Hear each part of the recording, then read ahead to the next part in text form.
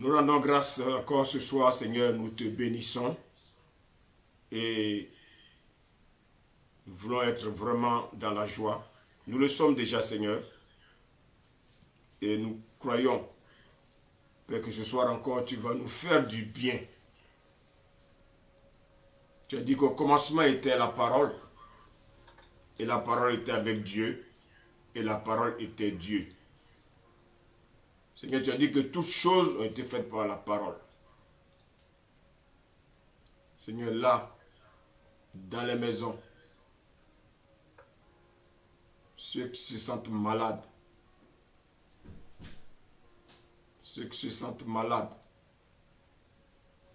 Père, merci, parce que j'étends ma main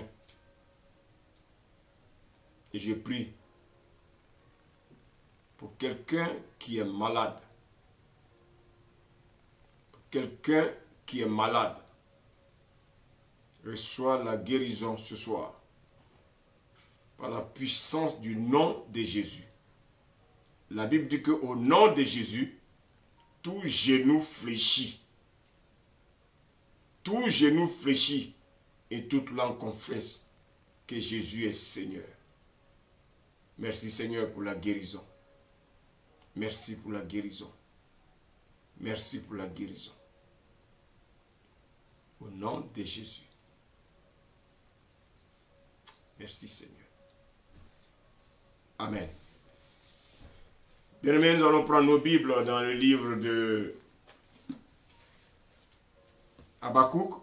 Je vais demander à JC, vraiment JC, de m'accompagner dans la lecture. Amen. Donc Habakkuk, on va lire Habakkuk 2. On va lire le verset 3. Habakkuk 2, verset 3.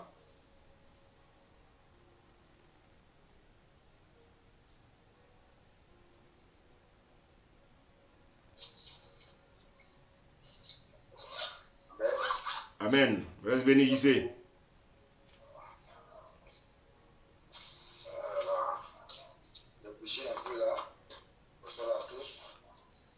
Bonsoir.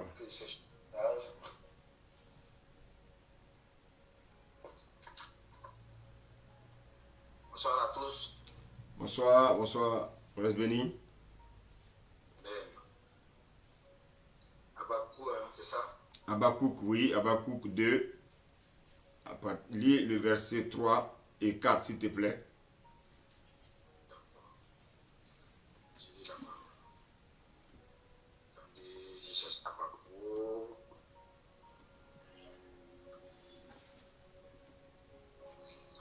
Habakkuk 2, verset.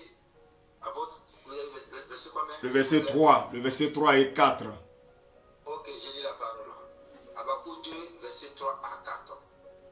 Car c'est une prophétie dont le temps est déjà fixé.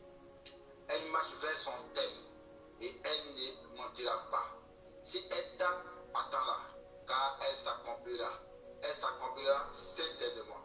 Verset 4. Voici son âme s'est enflée. Elle n'est pas droite en lui. Mais le juste vivra par sa foi. Amen. Amen. Donc, bien aimé, le Seigneur dit que il peut nous donner une parole, il peut nous donner une prophétie. Et cette parole peut être une parole de ta vie. Cette parole peut être ton appel. Cette parole peut être une parole de bénédiction. Tu attends peut-être bien de quelque chose. Et la chose tarde. Dieu te dit ce soir qu'il a un temps pour toute chose. Il te dit ce soir que malgré ce que tu traverses, Dieu dit qu'il fixe un temps. Et le temps de Dieu n'est pas le temps des hommes. Le temps de Dieu n'est pas ton temps. Le temps de Dieu n'est pas le temps, bien-aimé, des choses de ce monde. Mais le temps de Dieu est le temps, bien-aimé, que le ciel décide. Alors, regardez ce que Luc 12. On va lire également Luc 12. Luc 12. Regardez ce que Luc 12 nous dit. Lisons à partir du verset 54. 12h54, j'ai lu la parole. Amen. Il dit encore aux foules, quand vous voyez un nuage s'élever à l'Occident, vous dites aussitôt la pluie vient et elle arrive ainsi. Je continue. Oui, continue. Jusqu'au verset 56. Verset 55. Et quand vous voyez souffler le vent du midi, vous dites il fera chaud et cela arrive. Verset 56. Hypocrite, vous savez discerner l'aspect de la terre et du ciel. Comment ne discernez-vous pas ce temps-ci? Verset 57, oui. Et pourquoi ne discernez-vous pas de vous-même ce qui est juste? Merci serviteur. Alléluia. Bien aimé, regardez ce que le Seigneur nous dit. Oh, la parole, elle est puissante. Dieu dit qu'il a fixé un temps. Et regardez tout ce qui se passe aujourd'hui dans le monde. Regardez. Les guerres par ici. Les guerres par là. Dieu avait fixé ce temps-là. Quand vous lisez les épîtres de Paul, Paul parlait de l'enlèvement. Et Paul pensait qu'il allait faire partie de l'enlèvement. Mais vous voyez qu'en fait, Paul est mort. Et aujourd'hui, nous parlons de l'enlèvement.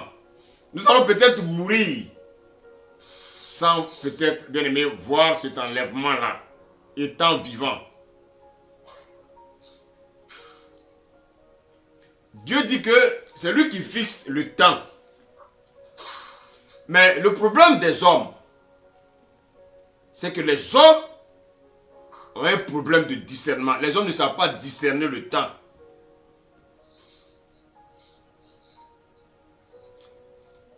Je voulais ce soir vous rappeler une chose, vraiment vous encourager pour dire que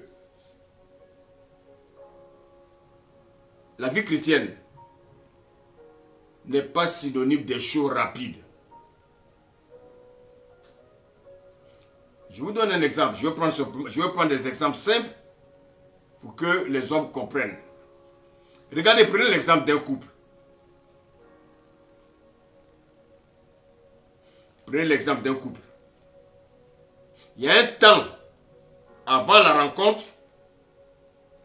Il y a un temps de fiançailles.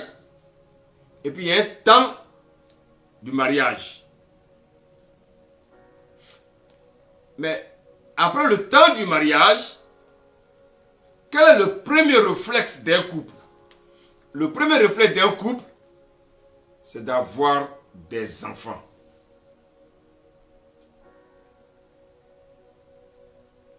Et vous savez que dans le couple, il y a un qui donne la semence et il y a la terre qui reçoit cette semence. Donc, l'homme est le semeur et la femme est la terre qui reçoit cette semence. Mais l'homme peut s'aimer instantanément. Vous savez que pendant les rapports sexuels, pendant l'éjaculation de l'homme, il y a plusieurs spermatozoïdes, bien aimés, qui rentrent en ligne de compte. Mais il y a un seul qui va féconder et permettre à la femme d'avoir un enfant. Les choses de Dieu sont extraordinaires. Alors, ce que je voulais dire, c'est qu'il faut savoir que la nature et le spirituel, bien aimé, vont de pair. Voici pourquoi, bien aimé, Dieu est tellement bon. Dieu est tellement merveilleux. Jésus, quand il est venu, il parlait en parabole. Même à ses disciples, lorsqu'il voulait développer sa pensée, il utilisait, bien aimé, soit les éléments de l'agriculture, soit les éléments de la pêche. Parce que vous savez que, bien aimé, le peuple d'Israël était un peuple agriculteur et un peuple, bien aimé, qui était très dynamique dans la pêche. pour que les hommes comprennent la pensée de Dieu.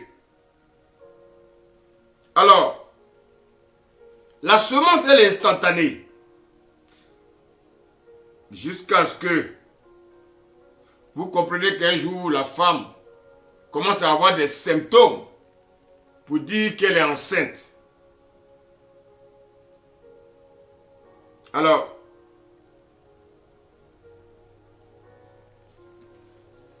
il faut que vous compreniez que la vie chrétienne, ce n'est pas « je demande ».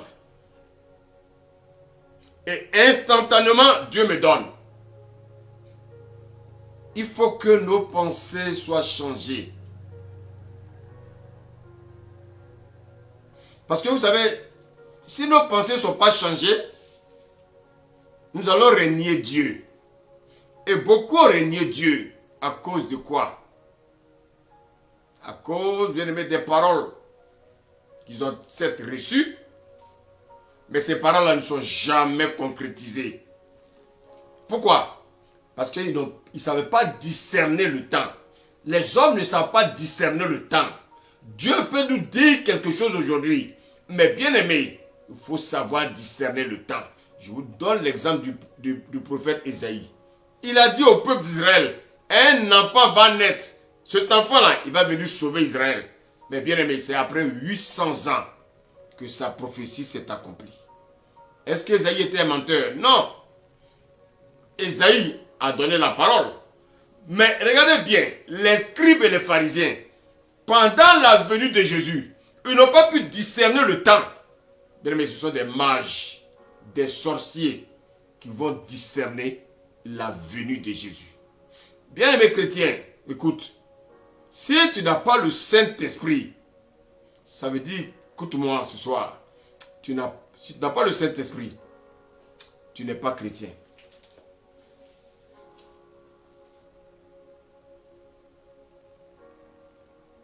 Les scribes, ils connaissaient les Écritures à leur manière.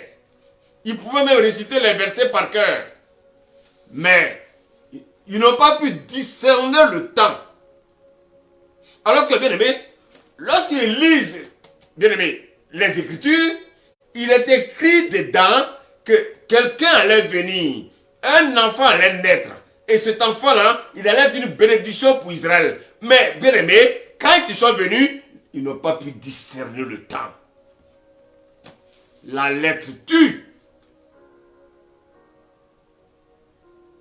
Alors, quand la semence part dans le vulve de la femme, dans les ovaires de la femme, dans le tronc de la femme, parce que bien aimé, ce sont les étapes. Voici les 3 éléments qui rentrent en compte pour recevoir la semence de l'homme. Il faut dire vraiment bravo aux femmes. Tout ça pour avoir qui? Un enfant. Donc il y a la terre. La terre, c'est le sein de la femme avec tous les organes. Bien aimé. Mais tout est structuré. Regardez bien. Dans un couple, si après quelques mois, quelques années de mariage, lorsqu'un enfant ne vient pas, quel est le réflexe du couple? C'est de chercher à faire des examens. Pourquoi on fait des examens? C'est pour discerner ce qui ne va pas.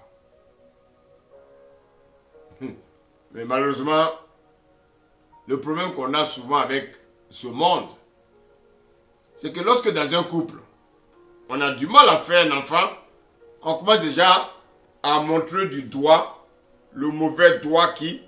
La femme. Les hommes, non, eux ils sont tout, oh non, eux ils n'ont pas de problème.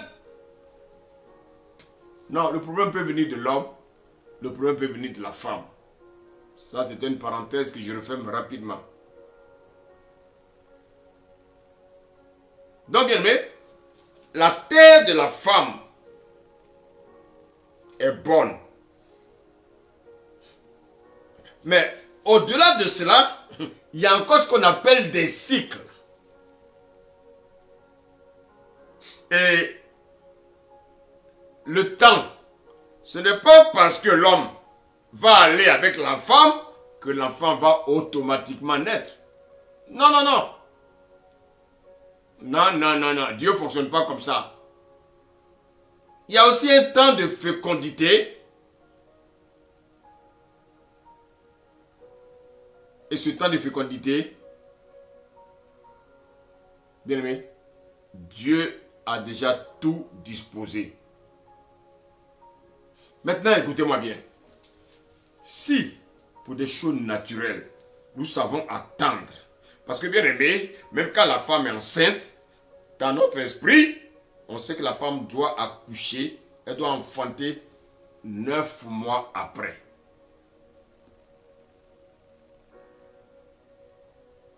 Maintenant, quand le Seigneur vous ensemence, parce que vous devenez la terre, quand le Seigneur vous ensemence avec sa parole, vous refusez.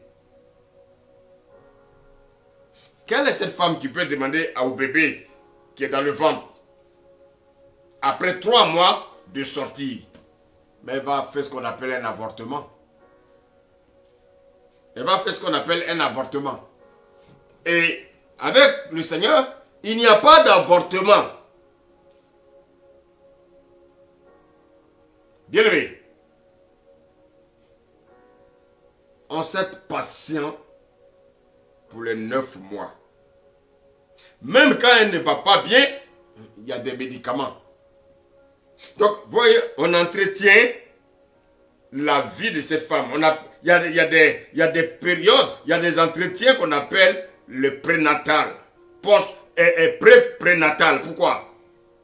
Quand la femme ne se sent pas bien, on veut protéger l'enfant.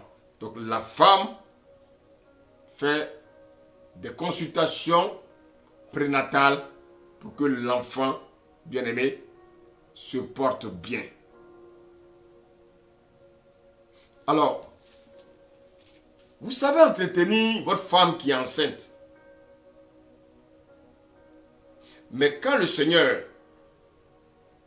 vous ensemence, pourquoi vous ne voulez pas entretenir cette semence que vous recevez dans votre sein spirituel? La femme, elle reçoit le sperme de son mari dans son sein naturel. Toi, tu reçois la parole. La parole, bien-aimée, est la semence spirituelle que toi, tu reçois. Pourquoi tu ne veux pas attendre? Les hommes ont du mal à discerner le temps de Dieu. Le Seigneur dit, notre temps n'est pas son temps. Beaucoup ont abandonné la foi. Pourquoi? Parce qu'ils sont allés dans une église, on leur a dit qu'ils allaient se marier. Ils n'ont jamais vu la femme, ils ont abandonné le Seigneur. Mais Dieu te dit qu'il va te donner une femme. Et sois patient. Sois patient. Il faut que vous sachiez une chose. Dans la vie chrétienne, il y a des principes et des lois. Dieu peut me donner une parole pour quelqu'un. Il va me dire, va prier pour cette personne-là. Elle a un cancer. Va prier pour cette personne. Moi, j'obéis simplement. Je vais prier pour la personne qui a le cancer. La personne peut être guérie instantanément. La personne peut guérir 1 mois après. Parce que bien aimé, notre temps n'est pas le temps de Dieu.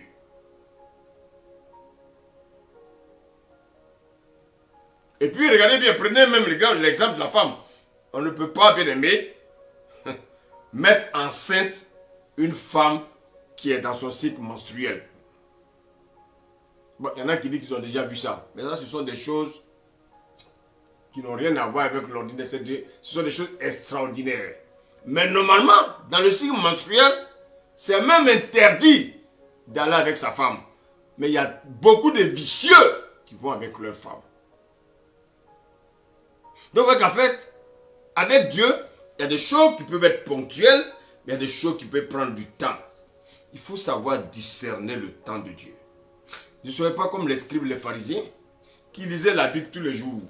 Mais le jour de la naissance de Jésus, ils n'ont pas eu le discernement pour savoir que un enfant nous est né. Il a fallu des mages, des sorciers qui viennent de l'Orient. Vous pouvez leur dire, mais vous ne savez pas que le roi des rois est né.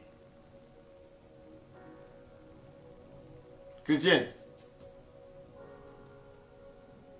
je ne sais pas comment tu vis ta vie chrétienne. Mais si tu n'as pas le discernement, il y a beaucoup de choses que tu ne peux pas comprendre avec le Seigneur. Dieu te donne une parole. Mon fils, tu auras un enfant. Il t'a donné la parole. Mais est-ce qu'il t'a dit quand est-ce que tu auras un enfant? Dieu a dit à Abraham de compter les étoiles. C'est ça sa postérité. Mais Abraham était un homme naturel. Abraham croyait qu'il allait avoir des milliers d'enfants dans son vivant. Donc il y a une promesse que Dieu peut te faire. Mais cette promesse-là, c'est ton fils qui va la réaliser. C'est pour ça que dans notre marche chrétienne, nous devons être très très très attentifs. Il ne faut pas se précipiter à poser des actes inutiles. Parce que si tu poses des actes inutiles, tu vas être découragé de ta marche chrétienne et Satan va t'accaparer de toi. Il va t'amener, bien-aimé, te ramener où tu es quitté, précisément où? Dans le monde. On va lire nos passages. JC, Genèse 8. Regardez ce que Genèse 8 nous dit. Genèse 8, le verset 22. Genèse 8, verset 22. C'est un passage que tout le monde connaît, mais on va le lire. Genèse 8, verset 22. Je lis la parole. Amen. Tant que la terre subsistera, les semailles et la moisson, le froid et la chaleur, l'été et l'hiver, le jour et la nuit ne passeront point. Merci. Amen. Amen. Donc, bien aimé, le Seigneur dit que tant que la terre subsistera, est-ce que la terre subsiste? Oui. Donc Dieu dit, les semailles et la moisson. Tu ne peux pas moissonner si tu n'as pas semé. Il y a des gens qui ne veulent pas s'aimer, mais ils veulent toujours moissonner. Mais tu veux moissonner quoi? Tu n'as pas encore semé et tu veux moissonner. Frère, non. Ce sont des lois bibliques.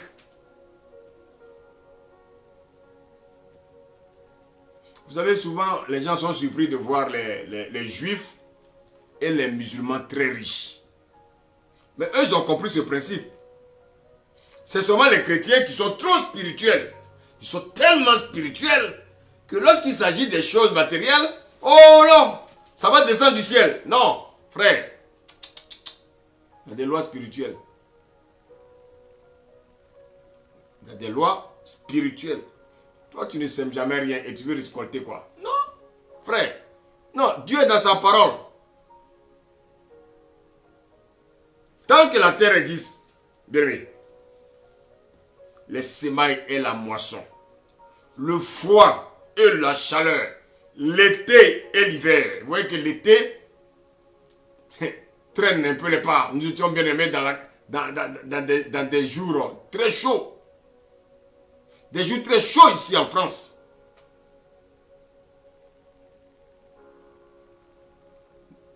Mais cette chaleur-là, bientôt, elle va disparaître. Pourquoi? Parce qu'il y a un temps pour toutes choses.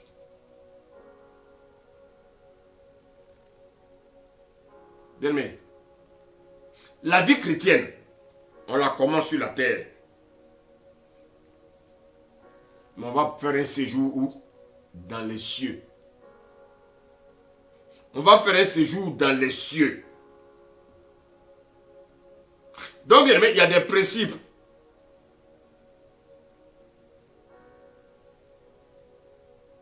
Mais qui ira dans les cieux?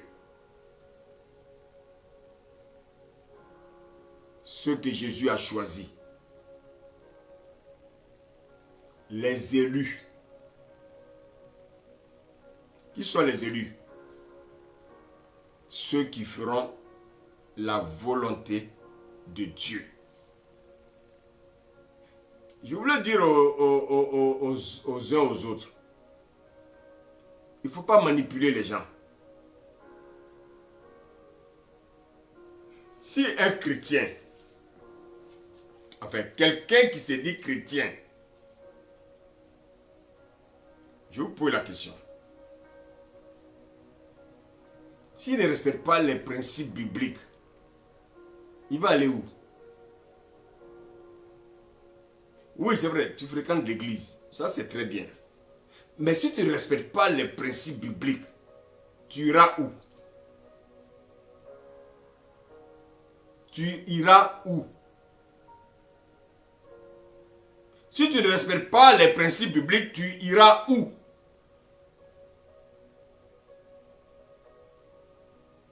Et ça, malheureusement, il faut que les hommes respectent Dieu. Allons dans Ecclésiaste. Ecclésiaste. On va lire le chapitre 8. À partir du verset 5.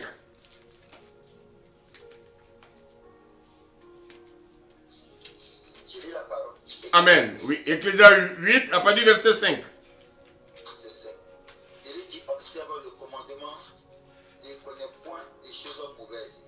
Oui. Que du sage connaît le temps et le jugement. Est-ce que vous avez entendu ce que la parole de Dieu nous dit? Reprends la lecture, s'il te plaît. Ecclésiaste 8, verset 5. Oui. Je lis la parole. Oui. Celui qui observe le commandement ne connaît point les choses mauvaises. Et le cœur du sage connaît le temps et le jugement. Verset 6. Verset 6. Car il y a pour toutes choses un temps et un jugement, quand le malheur accable l'homme. Merci. Le Seigneur dit que, écoutez, le Seigneur dit, celui qui observe le commandement ne connaît point des choses mauvaises. Frère, si tu obéis à la parole, comment tu vas connaître des choses mauvaises? Et le cœur du sage connaît le temps du jugement. Maintenant, regarde ce qu'il dit au verset 6. Car il y a pour toute chose un temps et un jugement quand le malheur accable l'homme. Regardez également ce qu'il nous dit dans Ecclésiaste 3. Lis-moi Ecclésiaste 3, verset 1 à 2. Ecclésiaste 3, Verset 1 à 2. verset 1 à 2. Oui, écoutez. Oui. Il y a un temps pour tout. Il y a un temps pour tout. Oui. Un temps pour toutes choses sous les cieux. Oui. Un temps pour naître. Un temps pour naître. Oui. Un temps pour mourir. Un temps pour planter. Un temps pour planter. Et un temps pour arracher ce qui a été planté. Mais attends, tu n'as rien planté et tu veux arracher.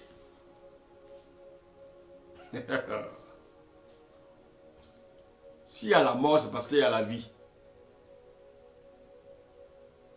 Mais vous savez, regardez les hommes, quand ils font leur projet, ils ne marquent jamais la mort. Oui, je vais faire ça. Oui, je vais faire ceci. Oui, je vais voyager. Oui, je vais me faire ceci. Oui, je vais m'acheter ceci. Je vais faire cela. Mais l'homme oublie quelque chose d'important dans sa vie sur terre, la mort.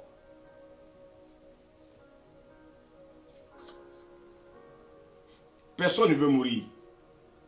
Mais personne ne veut venir à celui qui donne la vie.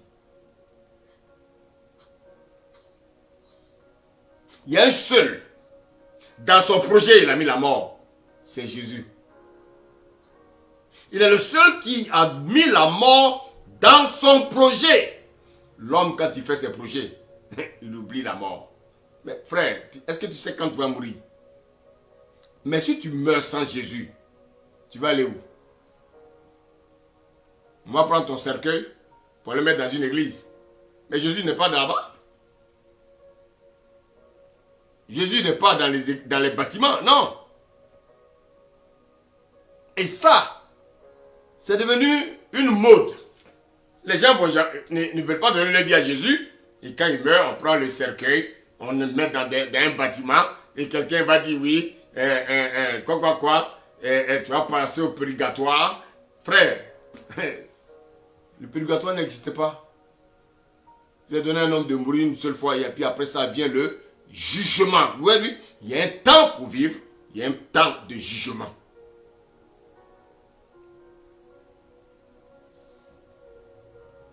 Il y a un temps pour s'aimer, il y a un temps pour récolter.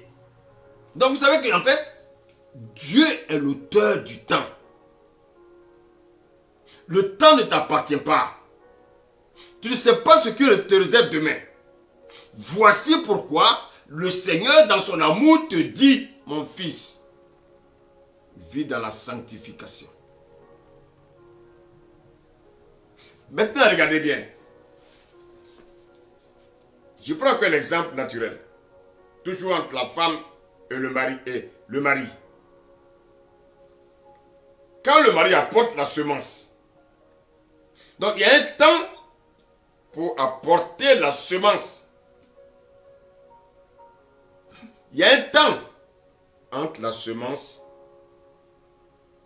et le temps de la récolte. Mais le temps qui est entre le temps de la semence et le temps de la récolte n'est pas le temps de la récolte.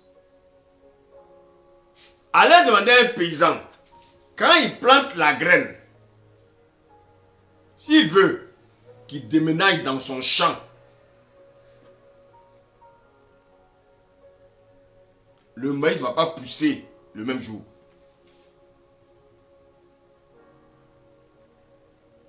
Les disciples ont demandé à Jésus, est-ce que... Alors, je ne vais pas paraphraser. Acte 1, verset 7. Ça permet en même temps à tout le monde de suivre. Acte 1, verset 7. Lis-moi la parole.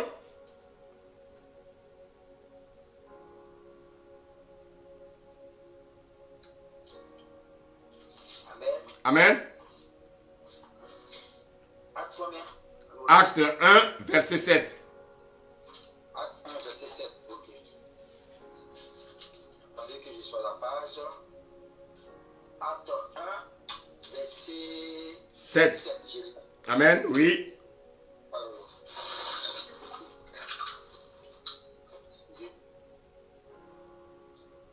Il a répondu, ce n'est pas à vous de connaître les temps ou les moments que le Père a fixé de sa propre autorité. Amen. Donc, vous voyez que... Amen, merci. Donc, vous voyez que Jésus, avant son ascension, va donner des paroles à ses disciples qui n'étaient pas encore apôtres. Mais eux, dans leur pensée, bien aimé, ils croyaient que c'est quelque chose qui allait se passer en un rien de temps. Jésus dit non, écoutez, je ne suis pas venu seulement pour vous.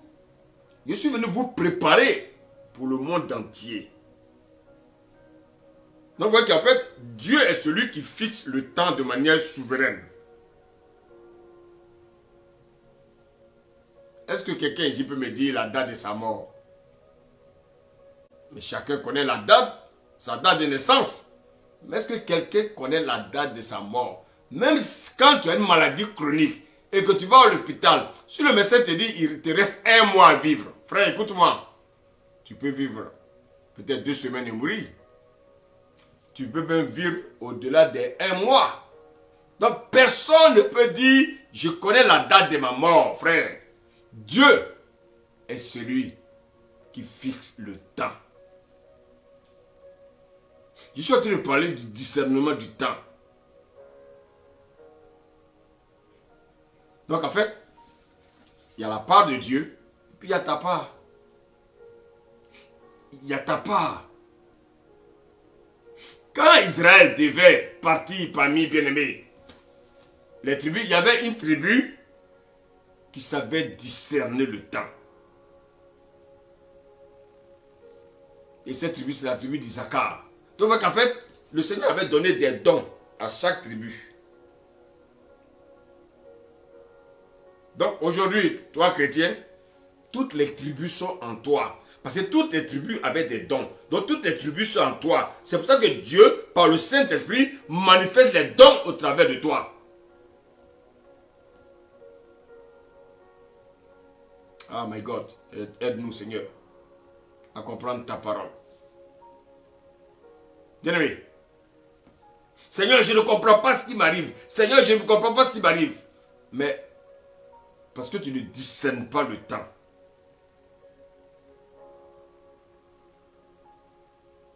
Quelqu'un va te dire, ah, je vois un ministère pastoral dans ta vie. Mais ça ne veut pas dire d'aller ouvrir tout de suite une église et devenir pasteur. Et c'est ça. Les hommes, parce qu'ils savent lire la Bible, parce que bien aimé, ils ont quelques révélations, parce qu'ils prient pour un malade, le malade guérit, automatiquement ils pensent qu'il doit rentrer dans le ministère. Frère, tu vas recevoir des coups de poing. Et beaucoup ont été piégés. Vous savez pourquoi? Parce qu'ils n'ont pas discerné le temps de Dieu. Il y a un temps pour l'appel. Il y a un autre temps pour entrer dans le ministère. Regardez pourquoi l'église aujourd'hui est dans le désordre. Parce que tout le monde pense que l'appel, c'est forcément devenir ministre.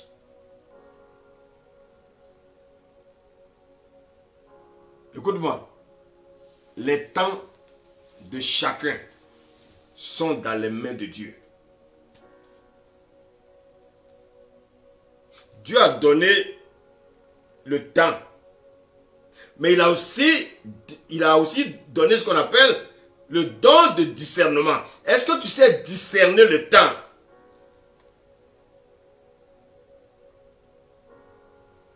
Est-ce que tu sais discerner le temps? Bien-aimé.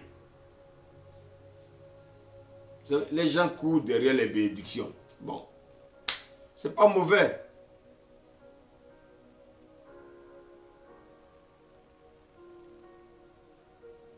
Mais, si ce soir je te dis, mon frère, c'est le temps de mettre de l'ordre dans ta vie. C'est le temps de mettre de l'ordre dans ta vie. Est-ce que tu vas comprendre ça?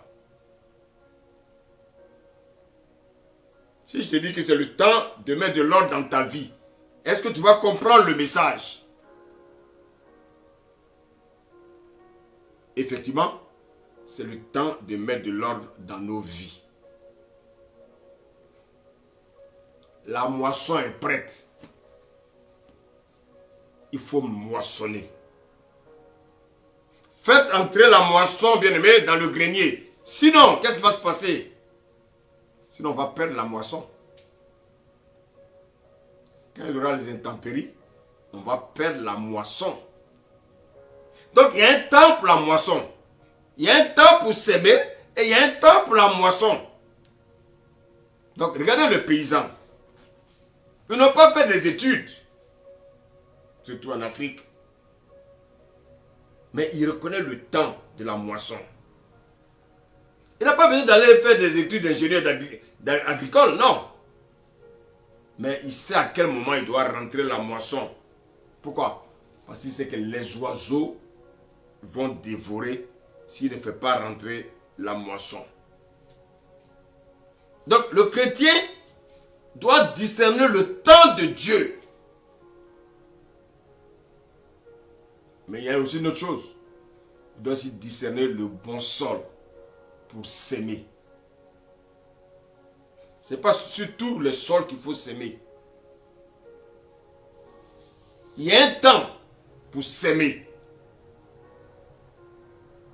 Et le temps de la semence n'est pas le temps de la moisson. Non, non, non. Le temps de la semence n'est pas le temps de la moisson.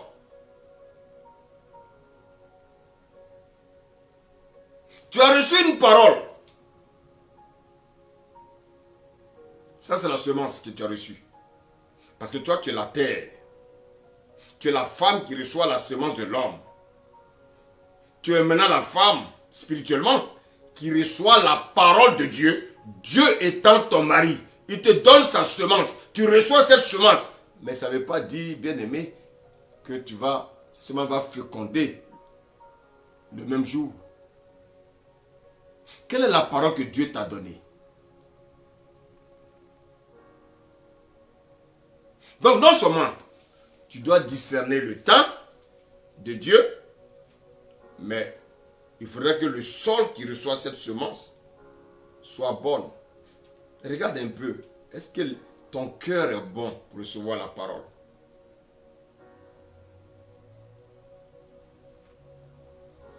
Frère, est-ce que ton cœur reçoit la parole?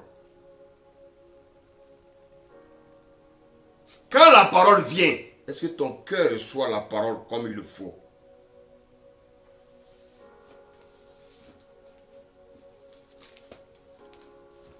On va retourner dans Ecclésiaste.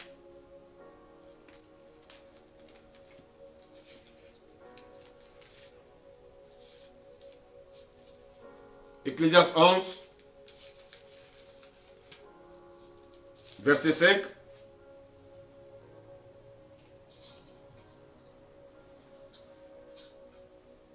Ecclésiaste 11, Verset 5.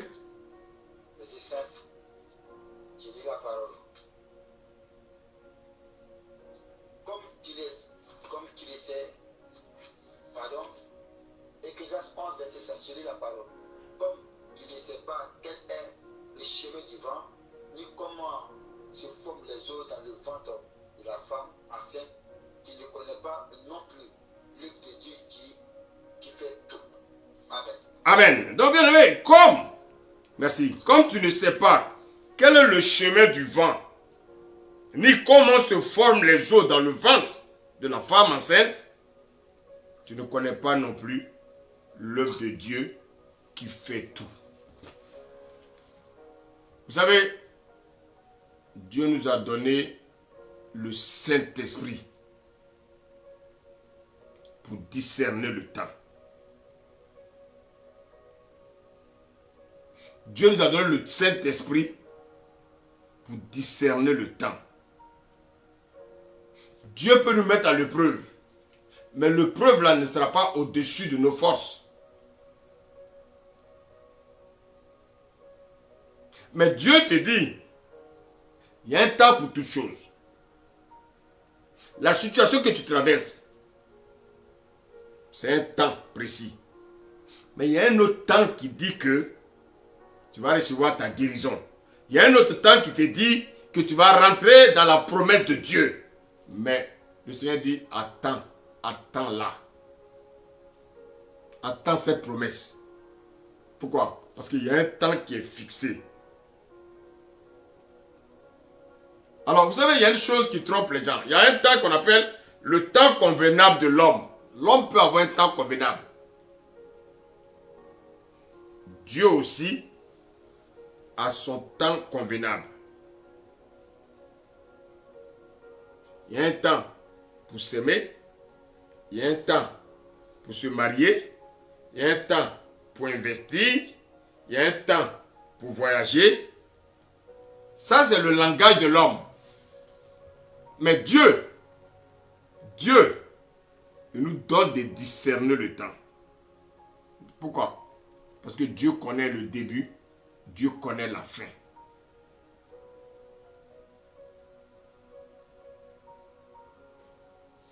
Quand le Seigneur a appelé Abraham,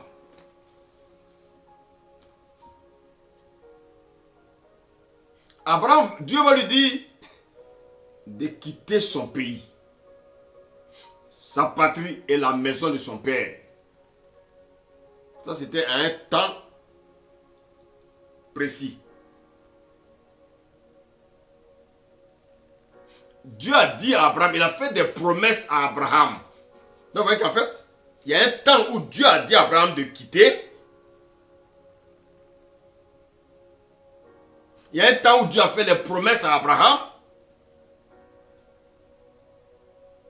Et il y a un temps où Isaac devait venir au monde.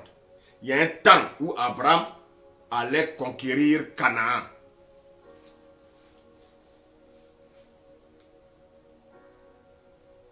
Mais je vous pose la question. Est-ce qu'Abraham est arrivé à Canaan le même jour? Non. Abraham a-t-il connu des erreurs? Oui. Pourquoi? Parce qu'Abraham n'a pas compris que avec Dieu, il y a ce qu'on appelle le dépouillement, la transformation, bien aimé. Et c'est après tout cela qu'on rentre maintenant dans la bénédiction de Dieu. Abraham sortait d'un pays idolâtre. Il était idolâtre. Comme nous aussi. Nous étions dans le monde, nous étions bien aimés des idolâtres. Parce qu'on aimait le monde. Abraham aussi aimait son village. Il aimait bien aimer sa contrée. Il aimait bien aimer ses coutumes. La Bible dit quoi? Il habitait de l'autre côté du fleuve. Abraham ne connaissait pas Dieu. Comme toi et moi, nous ne connaissions pas Dieu. Et quand on vient dans le Seigneur, nous avons nos pensées à nous. Nous voulons dicter Dieu pour lui dire, va à gauche, va à droite. C'est ce qu'Abraham voulait faire. Abraham, il arrive, bien aimé, à Canaan, la première famine. Abraham, qu'est-ce qu'il fait? Il prend toute sa famille, il retourne, il va en Égypte.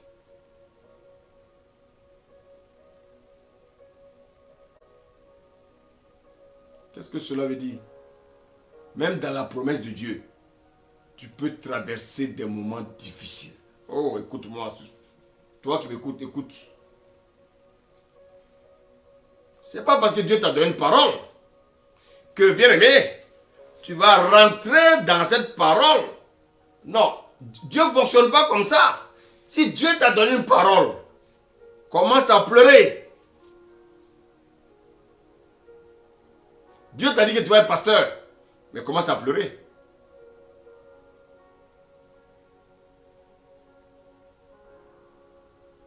Dieu t'a donné une parole, mon frère. Il y a un temps de la réception de la parole et il y a un temps de l'accomplissement. Mais au temps de l'accomplissement, Dieu te donne des signes. Dieu te donne des signes. Voici pourquoi un chrétien doit avoir le Saint-Esprit pour pouvoir discerner le temps de Dieu. Mais malheureusement, bien aimé, beaucoup abandonnent Dieu avant de rentrer dans l'accomplissement. Abraham, à un moment donné, a dit à Dieu, mais écoute, mais regarde là, j'ai atteint un certain âge, regarde mon âge, tu crois que moi, aujourd'hui, je peux faire un enfant, mais écoute, si ça traîne, Seigneur, mais je vais prendre mon serviteur pour devenir mon héritier. C'est pas ce que Dieu t'a dit. Qu'est-ce que Dieu t'a dit? Souvent, bien aimé, nous voulons transformer ce que Dieu nous a dit. Non. Dieu reste fidèle dans sa parole. Dieu n'a pas dit d'aller prendre Élisée pour être son héritier. Dieu a dit l'enfant qui allait sortir des entrailles de qui? D'Abraham. Il y a un temps, bien aimé, où les entrailles ne fonctionnent pas. Il y a un temps où les entrailles vont fonctionner.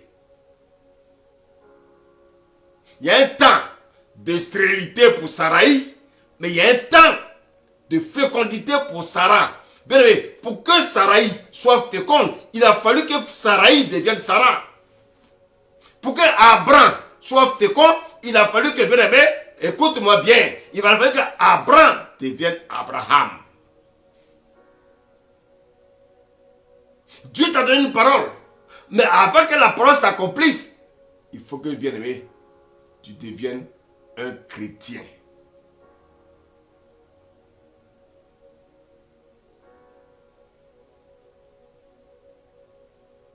Abraham a souffert.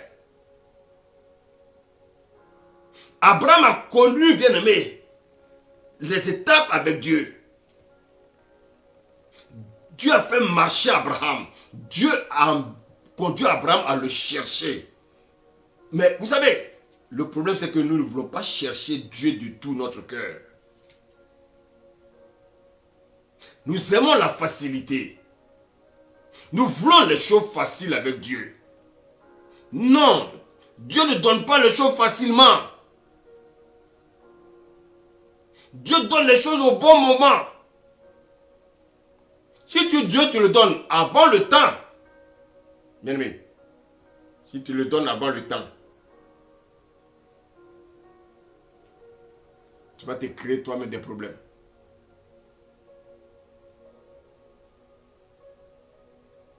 Abraham n'a pas compris que quand on marche avec Dieu, on abandonne nos anciennes lois. Abraham voulait marcher avec Dieu, mais avoir encore bien aimé le comportement de Ur Chaldée. Le peuple d'Israël est sorti de l'Égypte, mais l'Égypte n'est pas sorti d'eux. Beaucoup sont sortis du monde, mais le monde n'est pas sorti d'eux. On veut avoir le même comportement du monde avec Dieu. Ah mon frère, si tu as ça encore dans ta tête, ça veut dire que tu n'as pas encore rencontré Dieu. Frère, la semaine prochaine, on aura un séminaire. Les enfants de Dieu et les fils de Dieu. Les enfants de Dieu et les fils de Dieu. Abraham était encore un enfant. Tant que tu es un enfant, tu n'intéresses pas Dieu.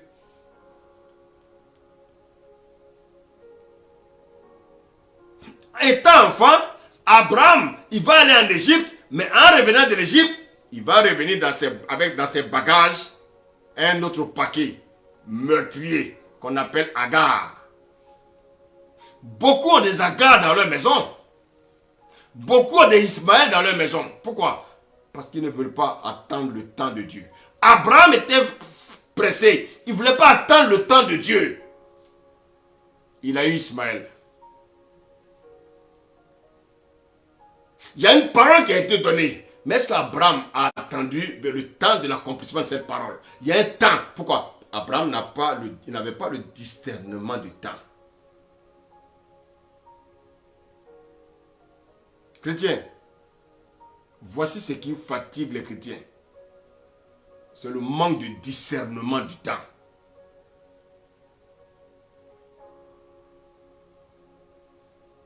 C'est le manque de discernement du temps.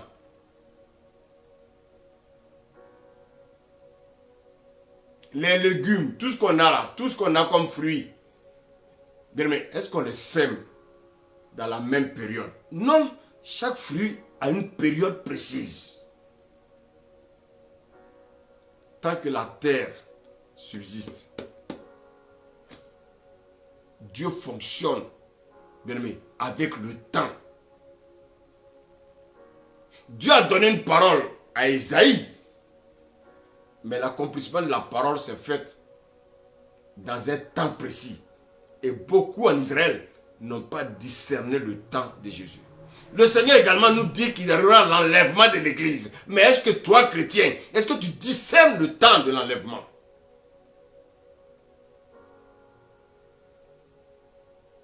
Es-tu préoccupé encore par les choses du monde? Quelqu'un qui me disait, dans une église, je parlais de l'enlèvement, et il dit oui, il ne s'est pas encore marié, non, il faut que Jésus attende. Non, Jésus doit attendre lui son mariage avant de venir l'enlever.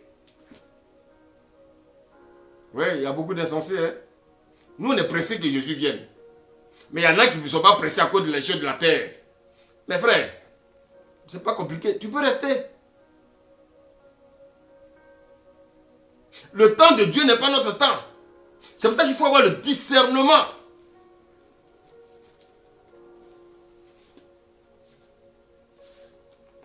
David était derrière les bœufs. Il était derrière les moutons. Il y a un temps où David a reçu l'huile sur sa tête. Il y a un temps où David a rencontré un homme de Dieu. Il y a un temps où David a rencontré le prophète Samuel. Mais entre le temps où David a rencontré le prophète Samuel et le temps où David est devenu roi, il y a eu un temps. Et ce temps n'était pas le temps de Dieu. C'est le temps où David a dormi dans les cavernes. C'est dans le temps où David a échappé à des attentats. C'est dans le temps où David, bien aimé, a échappé à la mort. Mais quand le temps de Dieu est arrivé, David est celui-là, bien aimé, qui a été roi à Hébron. Et après, il va devenir le roi d'Israël. Mais bien aimé, après combien de temps? Combien de temps après? Donc il y a eu le temps de l'appel de David. Il y a eu le temps de la concrétisation de l'appel. C'est-à-dire le jour où David est devenu roi. Donc vous voyez qu'en fait, entre le temps de l'accomplissement, l'ombre de la royauté était sur David, mais il n'était pas encore roi. Donc lorsque tu reçois la promesse de Dieu, l'ombre de la promesse te suit, mais la promesse n'est pas encore accomplie.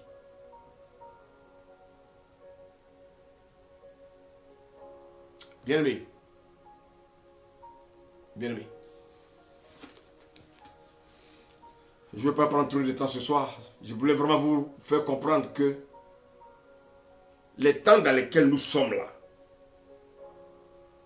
il faut avoir le discernement pour savoir ce qui se passe. Parce que bien aimé, en 2024, les lois qui seront encore votées ici en France, frère, il faut qu'on se prépare. Je connais un homme de Dieu qui m'a dit qu'il veut aller vivre en Afrique. Il a commencé même à faire ses bagages. Et il veut aller vivre à Beauville. Un entier. Il est fatigué de la France. Un homme de Dieu. Il veut aller vivre en Afrique. Dans un campement. Il dit c'est là-bas qu'il se sent bien.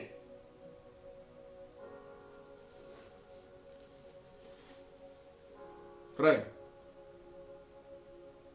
Est-ce que tu discernes le temps? Le temps dans lequel nous sommes, est-ce que tu discernes le temps? Frère, ce n'est pas le temps d'être dans les choses visibles. Ce n'est pas le temps, bien aimé, de convoiter encore les choses de ce monde. Non. C'est le temps d'attendre la venue de Jésus. C'est le temps, bien aimé, d'être prêt. Il faut être sur le quai. Le jour de l'enlèvement.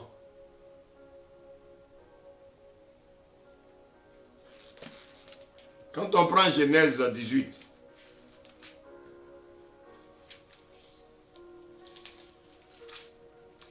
je vais lire, comme c'est la fin.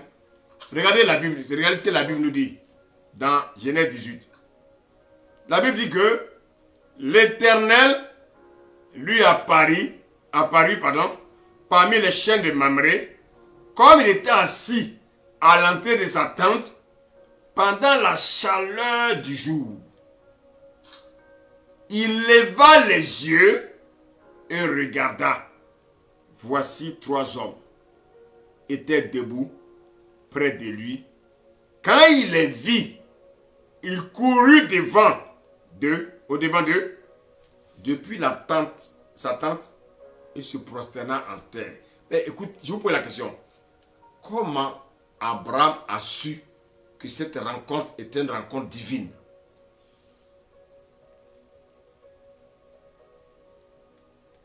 Normalement, quand il fait chaud, où on se retrouve? Tout le monde se barricade. Tout le monde ne veut pas ressentir la chaleur. Mais Abraham était dehors. Mais qu'est-ce qui a amené Abraham dehors? Il faut connaître les signes. Il faut connaître les signes, frères et sœurs. Bible dit, il a vu 3 hommes. Et qu'est-ce qu'il va faire? Il n'est pas resté dans sa tente. Il n'est pas resté devant sa tente. Il a couru vers les 3 hommes. Et qu'est-ce qu'il va faire? Il va se prosterner. Et il va dire, Seigneur, si j'ai trouvé grâce à tes yeux, ne passe point, je te prie, loin de ton serviteur. Bien-aimé, Abraham avait discerné le temps. Abraham avait discerné le temps. C'est ça qui manque aux chrétiens. Le discernement du temps. Mais regardez, regardez l'attitude d'Abraham. Oh bien-aimé, si le Seigneur te visite chez toi, oh bien-aimé, ne laisse pas passer ta grâce. Regardez ce qu'Abraham va faire. Il va dire, Seigneur, si j'ai trouvé grâce à tes yeux. Mais comment Abraham a su que c'était le jour de sa bénédiction? Permettez qu'on vous apporte un peu d'eau pour vous laver les pieds.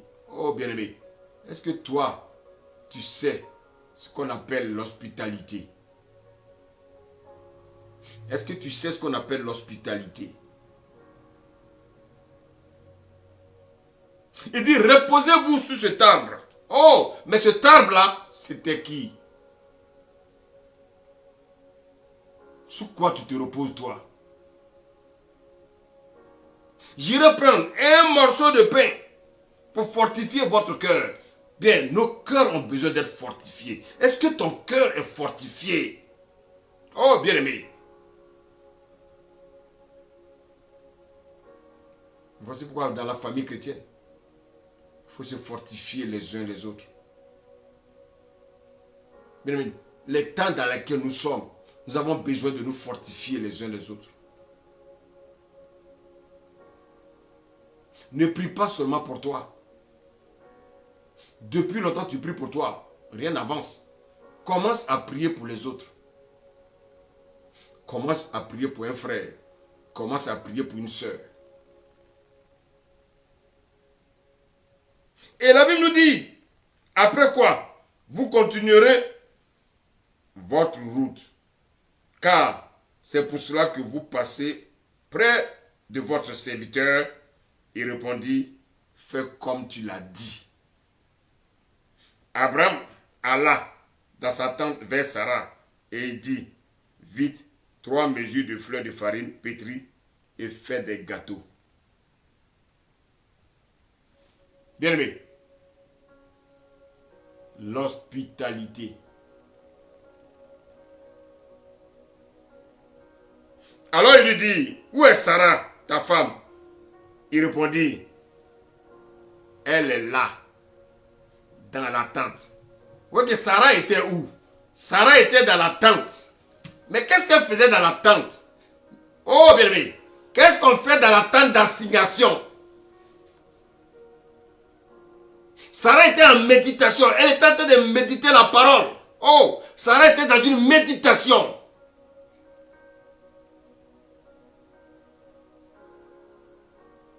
Bien, est-ce que tu arrives à discerner le temps? Est-ce que tu as des temps de méditation? Est-ce que dans ton programme journalier, tu as un temps de méditation? Est-ce que tu as des temps de prière? Regardez combien de fois nous volons Dieu. Combien de temps de prière nous avons dans la journée? Tu vas travailler pendant combien d'heures? Est-ce que pendant que tu vas travailler, est-ce que Dieu se plaint? Non. Mais combien de temps tu passes dans la présence de Dieu? Ah oui, mais j'ai mal, j'ai des courbatures. Oh oui, j'ai mal à la tête. Mais frère, mais Satan va permettre que tu aies mal à la tête. Parce qu'il veut t'empêcher de prier. Il veut t'empêcher de méditer la parole. Et toi, tu te jettes sur le lit. Le matin, en partant travailler pour Satan, tu es bien en forme. Et quand tu reviens le soir, bien aimé, tu n'as pas le temps de prier. Tu n'as pas le temps de méditer la parole. Tu n'as même pas le temps d'écouter les enseignements. Pourquoi? Oui, parce que j'ai un mal de tête. Mes frères, tu ne vois pas que tu n'as pas encore atteint la maturité? Tu n'as pas compris que tu n'as pas encore atteint la maturité? Bien-aimé, beaucoup n'ont pas compris que c'est pendant ces moments-là que la maladie part. C'est pendant ces moments-là, bien-aimé, que tout ce dont nous souffrons part. Les gens ne savent pas que, bien-aimé, c'est quand on rencontre Jésus. On rencontre Jésus où? C'est dans sa parole. C'est lorsque Abraham a rencontré Jésus face à face que la parole qu'il a reçue depuis 25 ans va s'accomplir.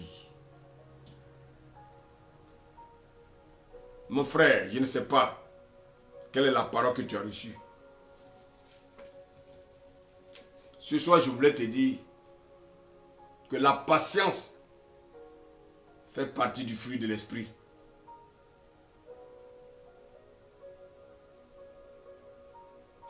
La Bible nous dit que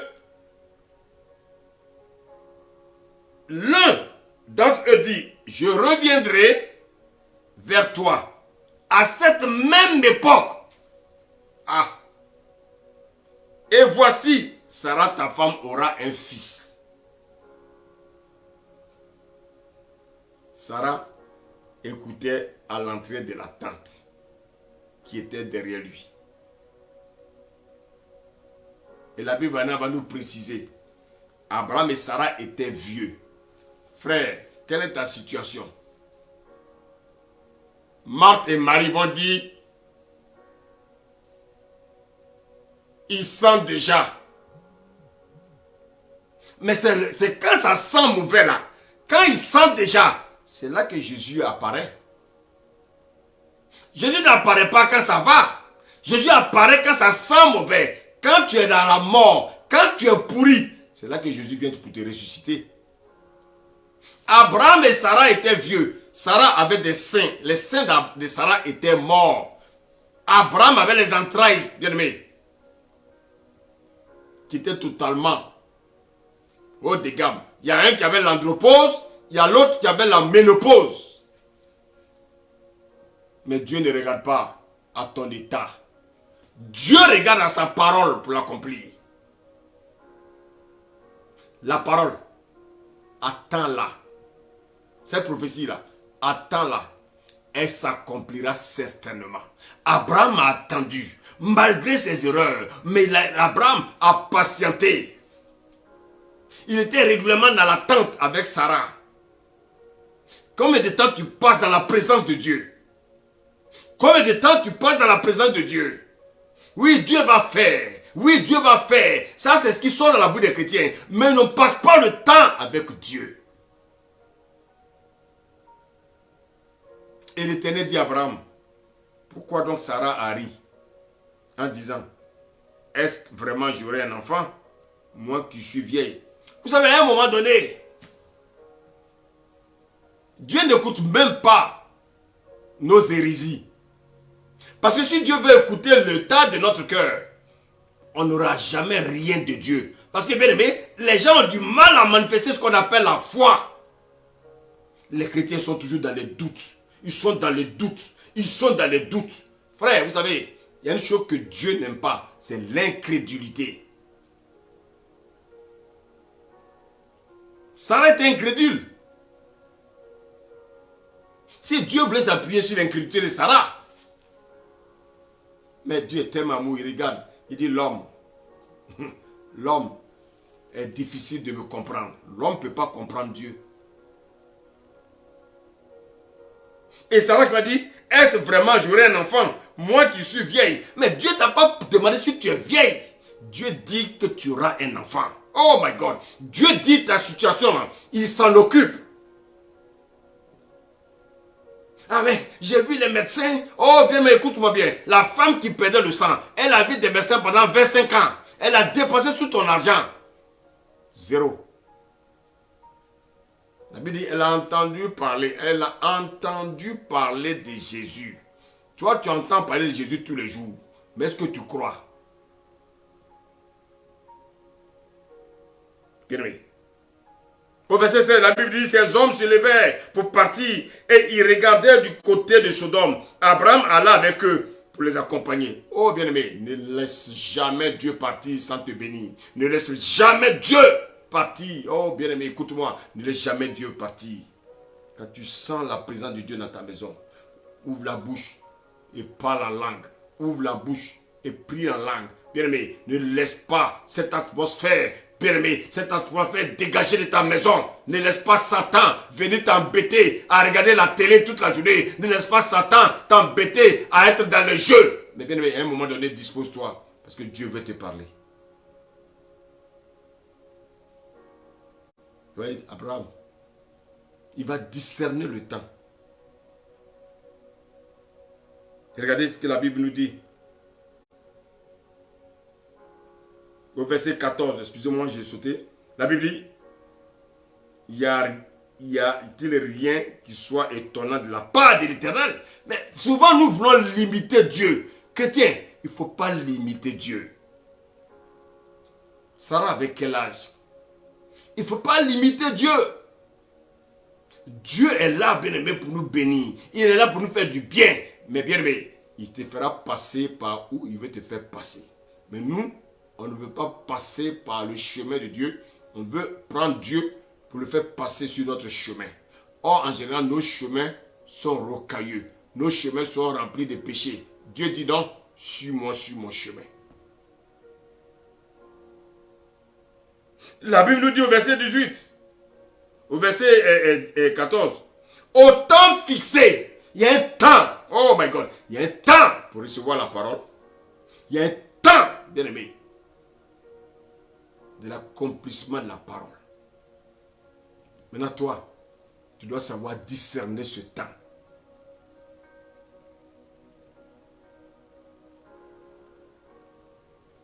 Au temps fixé, je reviendrai vers toi à cette même époque et Sarah aura un fils.